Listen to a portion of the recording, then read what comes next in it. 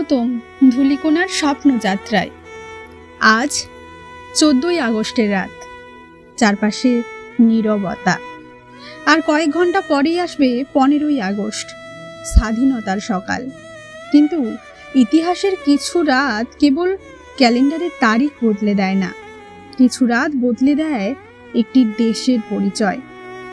আজ আমরা ফিরে যাব সেই সময়ে যখন স্বাধীনতা এখনো ভবিষ্যৎ, যখন ভারতবর্ষের সামনে শুধু একটি প্রশ্ন ছিল না কবে স্বাধীন হবে, তার সঙ্গে আরও একটি বড় প্রশ্ন দাঁড়িয়েছিল, স্বাধীনতার পর ভারত কেমন হবে, কোথায় থাকবে তার সীমান্ত, কারা হবে তার নাগরিক, কিভাবে এত ভাষা, এত ধর্ম, এত রাজ্য, এত ভিন্ন জীবনকে একটি রাষ্ট্রের মধ্যে রাখা যাবে। আর এই প্রশ্নগুলোর উত্তর খুঁজতে গিয়েই ইতিহাস কখনো পৌঁছেছে রাজনীতির টেবিলে, কখনো রক্তাক্ত রাস্তায়, কখনো উদ্বাস্তুদের ভিড়ে, আবার কখনো একটি সংবিধানের পাতায়। চলুন দেরি না করে ঢুকে পড়ি আজকের গল্পে। ফিরে যাই সেই দীর্ঘ পথে যার শেষ প্রান্তে দাঁড়িয়েছিল 15ই আগস্টের ভোর।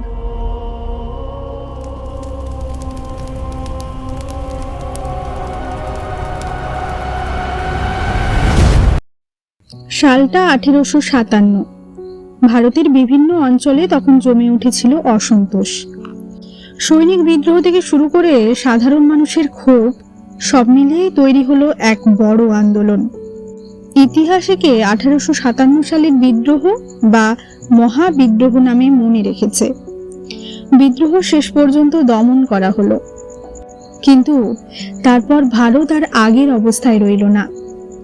ইস্ট ইন্ডিয়া কোম্পানির শাসনের অবসান ঘটল। 1858 সালের পর ভারতের শাসন সরকারি ব্রিটিশ ক্রাউনের হাতে চলে গেল। শাসন ব্যবস্থা বদলালো, কিন্তু ভারতীয়দের মনে জন্ম নেওয়া প্রশ্নটি থেকেই গেল, নিজের দেশের ভবিষ্যৎ নির্ধারণ করবে কি? পরবর্তী কয়েক দশকে ভারতীয় সমাজে শিক্ষার প্রসার ঘটল, নতুন মধ্যবিত্ত শ্রেণী তৈরি হলো, সংবাদপত্র মানুষের মধ্যে রাজনৈতিক চিন্তা ছড়াতে শুরু করলো, দেশের এক প্রান্তের খবর অন্য প্রান্তে পৌঁছাতে লাগলো, রেলপথও মানুষকে ভৌগোলিকভাবে কাছাকাছি এনে দিল। এই পরিবর্তনের মধ্যেই 1885 সালে প্রতিষ্ঠিত হলো ভারতের জাতীয় কংগ্রেস। শুরুতে তাদের দাবি ছিল প্রশাসনে ভারতীয়দের অংশগ্রহণ, সাংবিধানিক সংস্কার এবং রাজনৈতিক অধিকার বৃদ্ধি। কিন্তু সময়ের সঙ্গে সেই দাবি বদলাতে থাকলো, কারণ মানুষ বুঝতে শুরু করলো শাসনের সামান্য অংশগ্রহণ আর নিজের দেশের ওপর নিজের অধিকার এক জিনিস নয়। তারপর এলো 1905 বঙ্গভঙ্গ। ব্রিটিশ সরকার বাংলাকে প্রশাসনিকভাবে ভাগ করার সিদ্ধান্ত নিল। 16ই অক্টোবর 1905 থেকে তা কার্যকর হলো। সরকার প্রশাসনিক সুবিধার কথা বলেছিলেন, কিন্তু জাতীয়তাবাদী নেতাদের বড় অংশ এটিকে রাজনৈতিক বিভাজনের কৌশল হিসেবে দেখলেন। প্রতিবাদ ছড়িয়ে পড়ল, স্বদেশী আন্দোলন শক্তিশালী হলো। বিদেশি পণ্য বর্জনের পাশাপাশি দেশীয় শিল্পকে উৎসাহ দেওয়া হলো। রাজনীতি ঢুকে পড়ল মানুষের দৈনন্দিন জীবনে। গান, কবিতা, সভা, মিছিল সবকিছুতেই স্বাধীনতার আকাঙ্ক্ষা নতুন ভাষা পেল। 1911 সালের বঙ্গভঙ্গ রদ করা হলো, কিন্তু ততদিনে ভারতীয় রাজনীতির চরিত্র বদলে গেছে। এরপর সামনে এলেন মহাত্মা গান্ধী। অসহযোগ আন্দোলন মানুষকে দেখালো রাজনৈতিক প্রতিবাদ শুধু অস্ত্রের মাধ্যমে হয় না, নিজের কাজ, নিজের পোশাক, নিজের প্রতিষ্ঠান, নিজের বাজার সবকিছুই রাজনৈতিক অবস্থানের ভাষা হতে পারে। 1930 সালে লবণ আইন ভাঙার আন্দোলনও সেই কথাই স্পষ্ট করল। সাবরমতী থেকে ডান্ডি, গান্ধীর পদযাত্রা দেখিয়ে দিল একটি সাধারণ জিনিসও কখনো একটি সাম্রাজ্যের বিরুদ্ধে প্রতীকে পরিণত হতে পারে। কিন্তু স্বাধীনতার আন্দোলন কখনো একমাত্র পথ হিসেবে এগোয়নি। কেউ বেছে নিলেন অহিংস গণ আন্দোলন, কেউ বিপ্লবী পথ। আর সুভাষচন্দ্র বসু বিশ্বাস করলেন সংগঠিত সামরিক সংগ্রামের প্রয়োজন আছে। দ্বিতীয় বিশ্বযুদ্ধের সময় তিনি আজাদ হিন্দ ফৌজকে সংগঠিত করলেন। তোমরা আমাকে রক্ত দাও, আমি তোমাদের স্বাধীনতা দেব। এই আহ্বান সামরিক বিজয় এনে দিতে না পারলেও ভারতীয় জনমনে গভীর প্রভাব ফেলেছিল। এরপর 1942 ভারত ছাড়ো আন্দোলন, করেঙ্গে ইয়া মারেঙ্গে। ব্রিটিশ সরকার কঠোর দমন নীতি গ্রহণ করল, নেতারা গ্রেপ্তার হলেন, কিন্তু স্বাধীনতার দাবি আর থামল না। তারপর দ্বিতীয় বিশ্বযুদ্ধ শুরু হলো। ব্রিটেন বিজয়ী হলেও যুদ্ধ তার অর্থনীতি ও সাম্রাজ্যিক ক্ষমতাকে দুর্বল করে দিয়েছিল।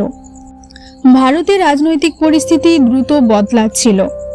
1946 সালের রয়্যাল ইন্ডিয়ান নেভির বিদ্রোহ, আজাদ হিন্দ ফৌজের বিচারকে কেন্দ্র করে জনমত, শ্রমিক আন্দোলন, সব মিলিয়ে ব্রিটিশ শাসনের ভিত নড়ে উঠেছিল। কিন্তু স্বাধীনতার দরজা খুলতে শুরু করার সঙ্গে সঙ্গে সামনে এলো অন্য একটি প্রশ্ন। স্বাধীন ভারত কি একটাই রাষ্ট্র থাকবে, নাকি তার ভবিষ্যৎ ভাগ হয়ে যাবে? এই প্রশ্নের উত্তর খুঁজতে গিয়েই ইতিহাস ঢুকে পড়ল আরো জটিল এক অধ্যায়ে। সময়টা 1940। লাহোরে মুসলিম লীগের অধিবেশন। মুহাম্মদ আলী জিন্নাহর নেতৃত্বে এমন একটি প্রস্তাব গৃহীত হলো যেখানে ভারতের উত্তর পশ্চিম ও পূর্বাঞ্চলের মুসলিম অধ্যুষিত অঞ্চলগুলো নিয়ে স্বাধীন রাজনৈতিক একক গঠনের কথা বলা হয়েছিল। পরে এটি লাহোর প্রস্তাব নামে পরিচিত হয়। একটি গুরুত্বপূর্ণ বিষয় এখানে মনে রাখা দরকার, সেদিনের প্রস্তাবে সরাসরি পাকিস্তান শব্দটি ছিল না, কিন্তু পরবর্তী কয়েক বছরে পৃথক রাষ্ট্রের দাবি ভারতীয় রাজনীতির কেন্দ্রে চলে আসে। কংগ্রেস নেতৃত্ব একটি ঐক্যবদ্ধ ভারতের ধারণাকে সামনে রাখছিল। মুসলিম লীগ মুসলমানদের রাজনৈতিক নিরাপত্তা ও প্রতিনিধিত্ব নিয়ে আলাদা কাঠামোর দাবি জোরালো করছিল। এর মাঝপথে ছিল কোটি কোটি সাধারণ মানুষ। তারা দিল্লির রাজনৈতিক আলোচনা বুঝতেন না হয়তো, কিন্তু বুঝতেন নিজের জমি, নিজের বাজার, নিজের প্রতিবেশী, নিজের ঘর। 1946 সালে ব্রিটিশ সরকার পাঠালো cabinet mission. Lord Pethick Lawrence, sir Stafford Cripps এবং এভি আলেকজান্ডার। তাদের পরিকল্পনার লক্ষ্য ছিল ভারতকে পুরোপুরি ভাগ না করেও একটি রাজনৈতিক সমাধান খুঁজে বের করা। কেন্দ্রের হাতে থাকবে প্রতিরক্ষা, পররাষ্ট্র, যোগাযোগের মতো বিষয়। প্রদেশগুলো পাবে উল্লেখযোগ্য ক্ষমতা। কিছু সময়ের জন্য মনে হয়েছিল হয়তো দেশভাগ এড়ানোর একটি পথ এখনো আছে, কিন্তু রাজনৈতিক আস্থার অভাব দ্রুত সেই সম্ভাবনাকে দুর্বল করে দিল। তারপর এলো 16ই আগস্ট 1946, ডাইরেক্ট অ্যাকশন ডে। কলকাতায় শুরু হলো ভয়াবহ সাম্প্রদায়িক হিংসা। তারপর তার অভিঘাত পৌঁছালো নোয়াখালী, বিহার, পাঞ্জাব সহ বিভিন্ন অঞ্চলে। রাজনৈতিক মতবিরোধ তখন আর সভাকক্ষের মধ্যে সীমাবদ্ধ রইল না, তা মানুষের পাড়ায় ঢুকে পড়ল।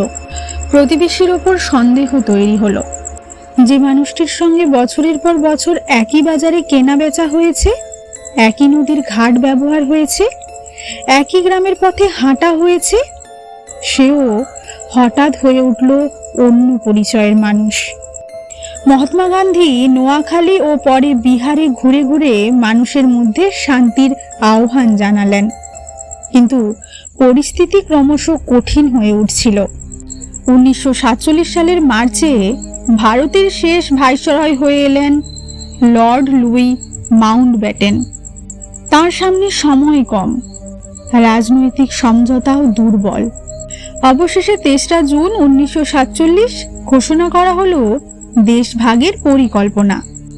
ব্রিটিশ ভারত ভাগ হবে, ভারত ও পাকিস্তান দুটি নতুন রাষ্ট্র তৈরি হবে, পাঞ্জাব ভাগ হবে, বাংলাও ভাগ হবে। কিন্তু এবার সামনে এলো এমন একটি কাজ যার ফল মানুষ তখনও কল্পনা করতে পারছিল না। সীমারেখা কে ঠিক করবে? কোন গ্রাম কোথায় যাবে? কোন নদী কোথায় থাকবে? কোন রেল লাইন কোন দেশের মধ্যে পড়বে? কোন শহরের বাজারের পরেই শুরু হবে অন্য রাষ্ট্র? এই কাজের দায়িত্ব দেওয়া হলো স্যার সিরিল র্যাডক্লিফকে। তিনি ছিলেন একজন ব্রিটিশ আইনজীবী। সবচেয়ে আশ্চর্যের বিষয়, ভারতে আসার আগে তিনি কখনো ভারত দেখেননি, তবুও তাকে পাঞ্জাব ও বাংলার সীমা নির্ধারণ করতে হলো। দুটি বাউন্ডারি কমিশন তৈরি হলো, একটি পাঞ্জাবের জন্য আর একটি বাংলার জন্য। নির্দেশনায় বলা হয়েছিল কন্টিগুয়াস মেজরিটি এরিয়াস বা সংলগ্ন সংখ্যাগরিষ্ঠ অঞ্চলকে প্রধান ভিত্তি হিসেবে দেখতে হবে, তবে অন্যান্য বিষয়ও বিবেচনায় রাখতে হবে। অর্থাৎ কাগজে বিষয়টি যতটা সরল দেখাচ্ছিল, বাস্তবে তা ছিল অত্যন্ত জটিল। কারণ একটি জেলার মধ্যে ধর্মীয় জনসংখ্যা এইরকম হলেও রেললাইন অন্যদিকে যেতে পারে, নদী একদিকে, বাজার অন্যদিকে। কোনো গ্রামের জমি এক প্রশাসনিক এলাকার সঙ্গে যুক্ত, কিন্তু তার মানুষের জীবন অন্য শহরের সঙ্গে, আর সময় অত্যন্ত কম। এমনকি 1947 সালে জুলাই মাসেই কলকাতায় সীমান্ত ঘোষণাকে ঘিরে উত্তেজনা ও সংঘর্ষের আশঙ্কা নিয়ে প্রশাসনের মধ্যে উদ্বেগ ছিল।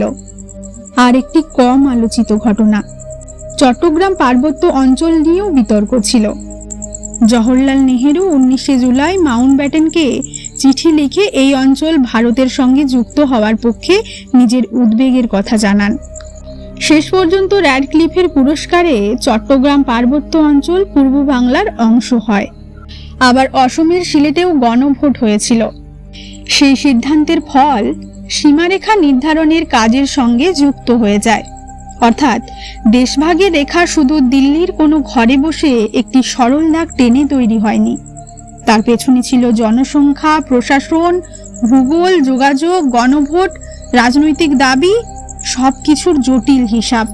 কিন্তু এই হিসাবের বাইরে ছিল একটি জিনিস, মানুষের অনুভূতি। আর সেই অনুভূতির মূল্য দিতে শুরু করলো সীমান্তের দুই পাশ। 1947 গ্রীষ্ম, পাঞ্জাবের একটি গ্রাম, একটি বাড়ি, উঠোনে পুরনো গাছ, দেওয়ালের পাশে শস্যের গোলা। বহু প্রজন্ম ধরে একই পরিবার এখানে বাস করছে। কেউ জানে না কাগজের ওপরে আঁকা একটি রেখা কয়েক সপ্তাহ পরে তাদের জীবনকে কোথায় নিয়ে যাবে। তারপর একদিন মানুষ শুনতে পেল দেশ ভাগ হচ্ছে, কিন্তু সীমারেখা তখনও স্পষ্ট নয়। কোন গ্রাম ভারত, কোন গ্রাম পাকিস্তান, অনেকেই শেষ মুহূর্ত পর্যন্ত জানতেন না। এরপর শুরু হলো মানুষের সরে যাওয়া, কেউ নিরাপত্তার জন্য, কেউ ভয়ে, কেউ পরিবারের চাপের কারণে, কেউ এমন পরিস্থিতিতে যেখানে নিজের বাড়িতে থেকেও আর নিজেকে নিরাপদ বলে মনে হচ্ছিল না। ট্রেনগুলো ভরে গেল, রাস্তায় মানুষের মিছিল, স্টেশনে অস্থায়ী আশ্রয়, কোলে শিশু, কাঁধে কাপড়ের পুঁটলি, কোনো বাক্সে পুরনো দলিল, কোনো কাপড়ের ভাঁজে কয়েকটি ছবি, কারো হাতে শুধু বাড়ির চাবি, একটি চাবি, যে দরজা হয়তো আর কোনোদিন খোলা হবে না। পাঞ্জাবের স্থানান্তর ছিল বিপুল। পশ্চিম থেকে পূর্ব দিকে, পূর্ব থেকে পশ্চিম দিকে যেতে শুরু করলো। দিল্লি, অমৃতসর, লাহোর, কলকাতা, বিভিন্ন শহরের চেহারা বদলে যেতে লাগলো। পশ্চিমবঙ্গেও পূর্ববঙ্গ থেকে বহু পরিবার এসে আশ্রয় নিল। স্টেশন, শিবির, আত্মীয়দের বাড়ি, খালি জমি, যেখানেই জায়গা মিলেছে সেখানেই শুরু হয়েছে নতুন জীবন। কিন্তু দেশভাগের একটি দিক শুধু উদ্বাস্তু হওয়ার গল্প নয়, এটি ছিল পরিচয়ের সংকট। যে মানুষ গতকালও নিজের গ্রামের মানুষ ছিলেন, আজ তাকে জিজ্ঞেস করা হচ্ছে, আপনি কোন দেশের? কেউ উত্তর দিতে পারছেন, কেউ পারছেন না, কারণ তার জন্ম তো কোনো দেশের সীমানা দেখে হয়নি। তিনি জন্মেছিলেন একটি বাড়িতে, একটি গ্রামের মধ্যে, একটি ভাষার মধ্যে, একটি সংস্কৃতির মধ্যে। বাংলার অভিজ্ঞতা ছিল আরও জটিল, কারণ সীমান্তের দুই পাশেই রয়ে গেল বাংলা ভাষার মানুষ। একই ভাষা, একই সাহিত্যিক ঐতিহ্য, একই লোক সংস্কৃতির বহু ধারা, কিন্তু রাষ্ট্র আলাদা। এইখানেই দেশভাগের একটি গভীর বৈপরীত্য তৈরি হলো। রাষ্ট্রের নাগরিকত্ব বদলে গেল, কিন্তু মানুষের সাংস্কৃতিক পরিচয় রাতারাতি বদলালো না। আর পূর্ব পাকিস্তানে এই পরিচয়ের প্রশ্ন কয়েক বছরের মধ্যেই নতুন রাজনৈতিক রূপ নিল। 1948 সালে জিন্নাহ ঢাকায় এসে উর্দুকে পাকিস্তানের একমাত্র রাষ্ট্রভাষা করার পক্ষে বক্তব্য রাখলেন। কিন্তু পূর্ব পাকিস্তানের সংখ্যাগরিষ্ঠ মানুষের মাতৃভাষা বাংলা। তাদের কাছে বাংলা শুধু ঘরের ভাষা নয়, বাংলা ছিল সাহিত্য, গান, চিঠি, মায়ের ডাক, নিজেকে চিনে নেওয়ার ভাষা। তাই ভাষার দাবি ধীরে ধীরে রাজনৈতিক অধিকারের দাবির সঙ্গে যুক্ত হলো। 1952 সালের 21শে ফেব্রুয়ারি ঢাকায় ভাষা আন্দোলনের মিছিলে পুলিশের গুলিতে তরুণেরা নিহত হলেন। ভাষার জন্য প্রাণ দেওয়ার ঘটনা পূর্ব পাকিস্তানের রাজনৈতিক চেতনার ওপর গভীর ছাপ ফেলল। আর বহু বছর পরে 1999 সালে ইউনেস্কো 21শে ফেব্রুয়ারিকে আন্তর্জাতিক মাতৃভাষা দিবস হিসেবে স্বীকৃতি দিল। অর্থাৎ ঢাকায় একটি আন্দোলন স্মৃতি একদিন পৌঁছে গেল পৃথিবীর মানুষের কাছে। কিন্তু 1947-এর সীমান্তের কথায় ফিরে আসি। মানুষ শুধু বাড়ি হারায়নি, অনেক ক্ষেত্রে হারিয়েছে নিজের পরিচিত সামাজিক পরিবেশ। কেউ আর ফিরে যেতে পারেনি। কেউ বহু বছর পরে পুরনো বাড়ির কথা বলেছেন, কেউ পুরনো গ্রামের নাম সন্তানকে শিখিয়েছেন যেন সেই নাম হারিয়ে না যায়। আর সীমান্তের বাস্তবতা ধীরে ধীরে আরো কঠিন হয়ে উঠল। চেকপোস্ট, পাস, কাগজপত্র, সীমান্তরক্ষী, পরবর্তী সময়ে কাঁটাতার, রাষ্ট্রের রেখা ধীরে ধীরে দৈনন্দিন জীবনের বাস্তবতায় পরিণত হলো। কিন্তু 1947 সালের প্রথম রাতেই সব জায়গায় কাঁটাতার দাঁড়িয়ে যায়নি। প্রথমে ছিল কাগজ, প্রশাসন, সীমান্ত চিহ্ন, পাহারা আর অনিশ্চয়তা। কাঁটাতারের পরে সেই সীমারেখাকে আরো দৃশ্যমান করেছে। আজ আমরা সীমান্তে কাঁটাতার দেখি, কিন্তু সেই সময় বহু মানুষের কাছে সীমান্তের প্রথম অনুভূতি ছিল অন্যরকম। একটি রাস্তার ওপারে অন্য প্রশাসন, একটি স্টেশনের পরে অন্য রাষ্ট্র, একটি পরিচিত বাজারের পরে নতুন কাগজের নিয়ম। আর কখনো একই পরিবারের মানুষ দুই পাশে। এই বিভাজনের মধ্যেই ভারতকে স্বাধীন রাষ্ট্র হিসেবে নিজের ভিত তৈরি করতে হলো। কারণ দেশভাগের পরে প্রশ্নটি আর শুধু ছিল না কোথায় সীমান্ত, প্রশ্ন হয়ে উঠল এই নতুন ভারত কিভাবে সংগঠিত করবে। স্বাধীনতার সময় ব্রিটিশ ভারতের পাশাপাশি ছিল 5 শতাধিক দেশীয় রাষ্ট্র, প্রত্যেকটি নিজস্ব শাসক। মহারাজা, নবাব, নিজাম, বিভিন্ন রাজ পরিবারের হাতে ছিল তাদের প্রশাসন। ব্রিটিশ শাসনের অবসান হলে তাদের পুরনো রাজনৈতিক সম্পর্ক শেষ হতে চলল। এবার প্রশ্ন, তারা ভারতের সঙ্গে যুক্ত হবে না পাকিস্তানের সঙ্গে, নাকি স্বাধীন থাকবে? এই কঠিন পরিস্থিতিতে সর্দার বল্লভভাই প্যাটেল এবং ভিপি মেনন গুরুত্বপূর্ণ ভূমিকা নিলেন। 1947 সালের জুনেই দেশীয় রাজ্যগুলির সঙ্গে সম্পর্কের জন্য আলাদা স্টেট ডিপার্টমেন্ট গঠনের প্রয়োজন নিয়ে আলোচনা শুরু হয়েছিল। আর অনেক রাজ্য দ্রুত ভারতের সঙ্গে যুক্ত হলো, কিন্তু কয়েকটি সমস্যা তৈরি করলো। জুনাগড়ে শাসক ছিলেন একজন মুসলিম নবাব, আর সেখানে অধিকাংশ মানুষই হিন্দু। নবাব পাকিস্তানের সঙ্গে যুক্ত হওয়ার সিদ্ধান্ত নিলে সংকট তৈরি হলো। শেষ পর্যন্ত গণভোটের মাধ্যমে জুনাগড় ভারতের সঙ্গে যুক্ত হয়। তারপর হায়দ্রাবাদ। ভারতের মাঝখানে অবস্থিত বিশাল এই রাজ্যের নিজাম স্বাধীন থাকতে চেয়েছিলেন। আলোচনা ব্যর্থ হওয়ার পর 1948 সালের সেপ্টেম্বরে সামরিক অভিযান শুরু হয়, অপারেশন পোলো। কয়েকদিনের মধ্যেই হায়দ্রাবাদ ভারতীয় ইউনিয়নের অন্তর্ভুক্ত হলো। আর কাশ্মীরের পরিস্থিতি ছিল আরো জটিল। মহারাজা হরি সিং প্রথম দিকে কোনো পক্ষেই যোগ দিতে চাননি, কিন্তু 1947 সালের অক্টোবরে সশস্ত্র উপজাতীয় আক্রমণের পর পরিস্থিতি বদলে যায়। ভারতের কাছে সামরিক সাহায্য চাওয়া হয়। ইনস্ট্রুমেন্ট অফ অ্যাকশনের স্বাক্ষরের পর ভারতীয় সেনা কাশ্মীরে পৌঁছায়। শুরু হয় ভারত পাকিস্তানের প্রথম যুদ্ধ।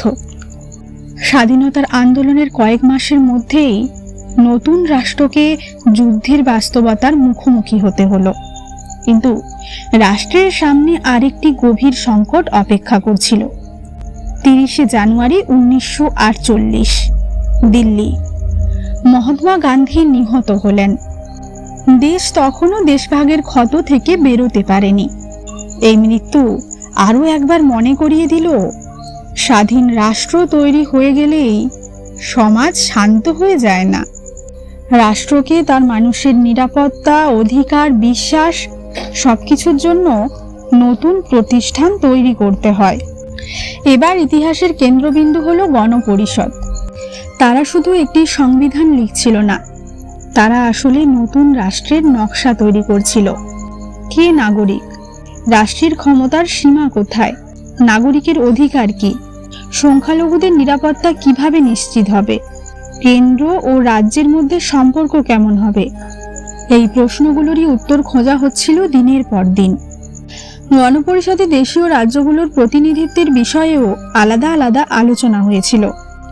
1946 সালের ডিসেম্বরেই স্টেট কমিউনিটি গঠিত হয় এবং দেশীয় রাজ্যগুলোর জন্য নির্ধারিত 93টি আসন কিভাবে পূরণ হবে সেটিও আলোচনার বিষয় ছিল।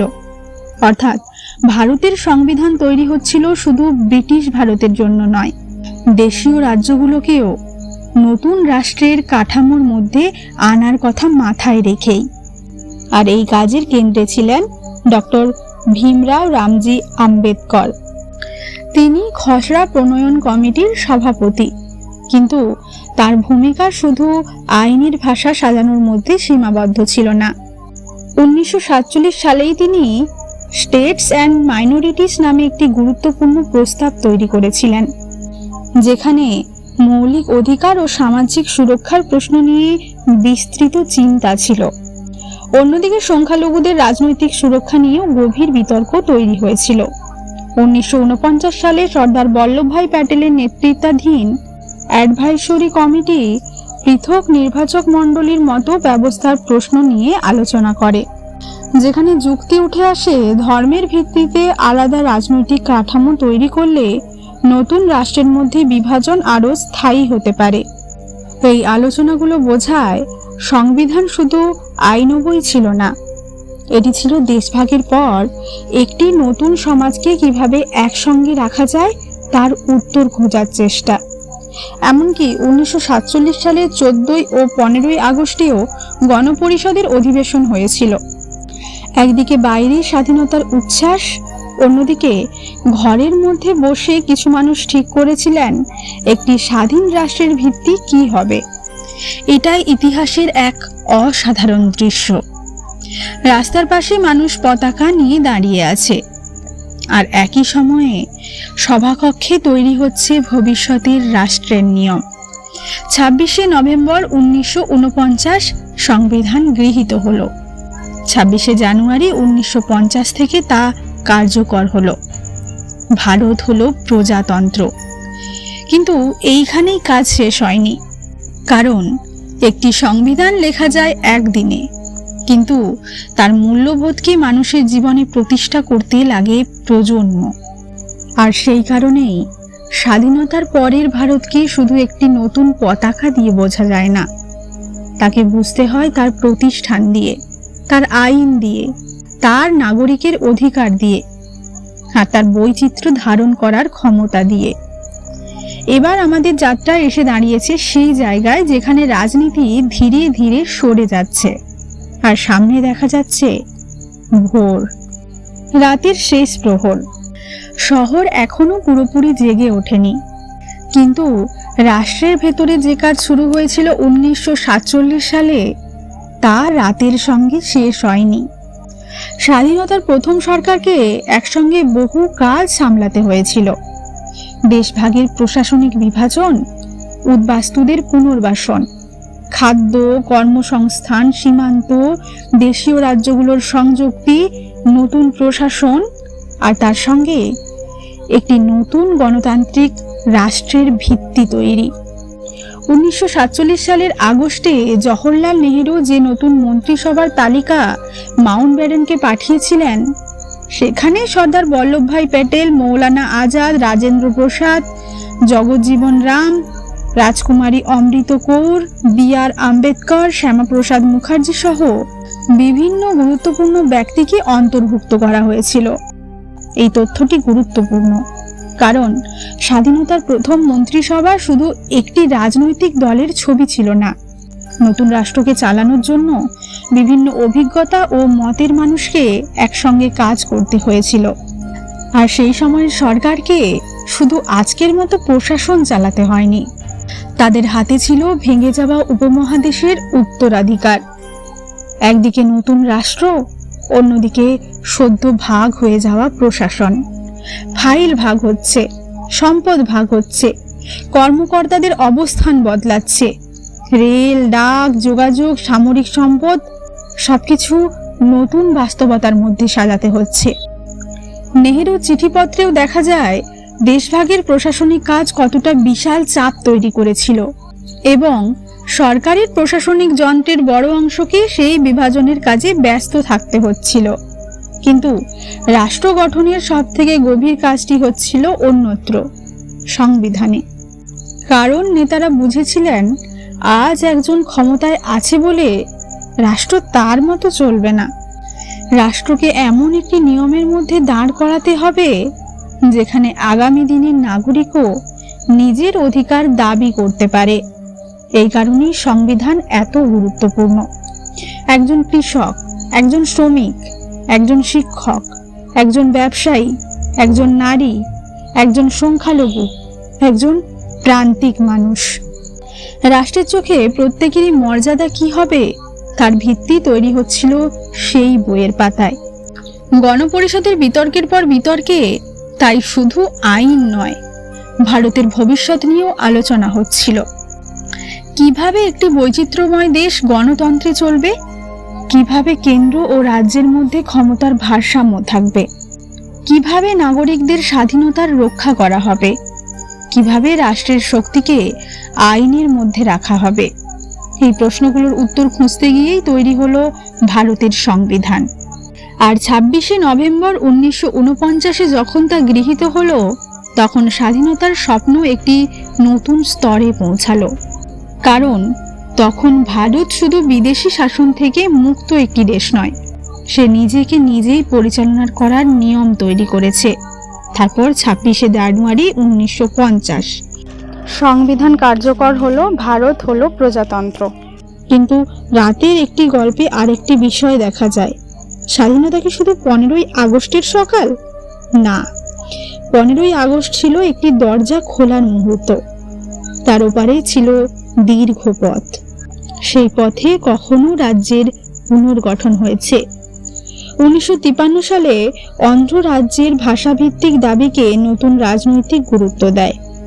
1956 সালের স্টেট রিঅর্গানাইজেশন অ্যাক্টের মাধ্যমে ভাষাভিত্তিক রাজ্য পুনর্গঠনের বড় অধ্যায় শুরু হয়।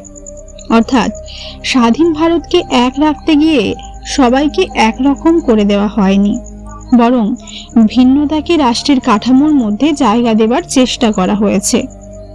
এই ছিল ভারতের সবচেয়ে বড় পরীক্ষা।